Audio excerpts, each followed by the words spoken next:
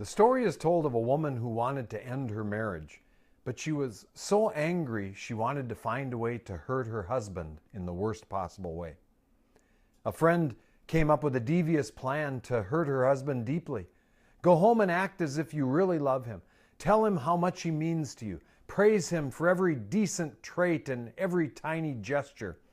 Go out of your way to be as kind, considerate, and generous as possible. Spare no effort to please him.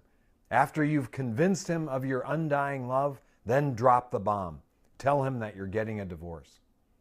With revenge in her eyes, the wife launched her plan, and she did it with enthusiasm. For 2 months, she showed love and kindness.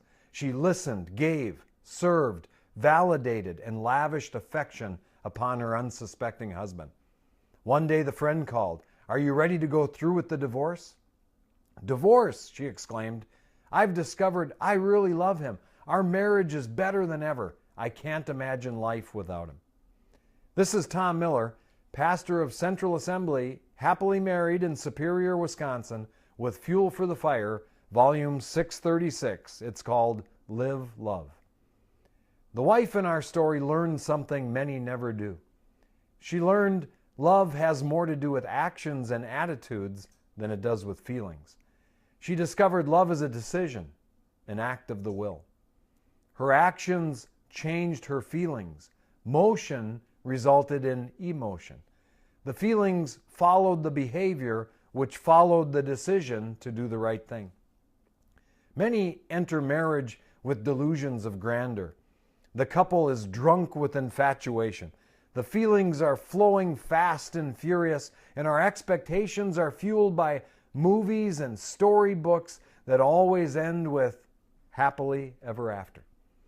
But as the years go by, life happens. Kids, financial problems, health issues, aging parents, career struggles, and infatuation fades.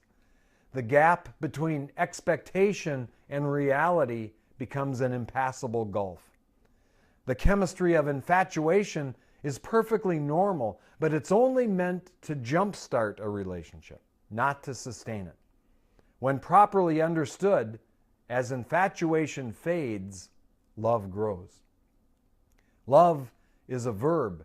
It's an action word.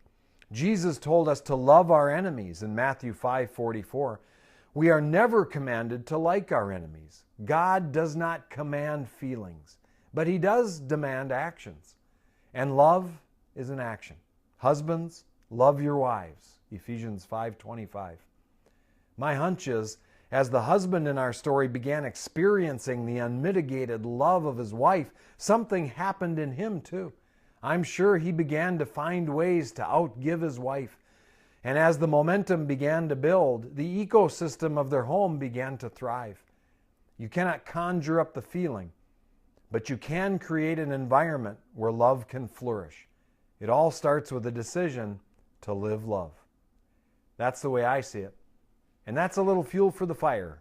And remember, I love you guys.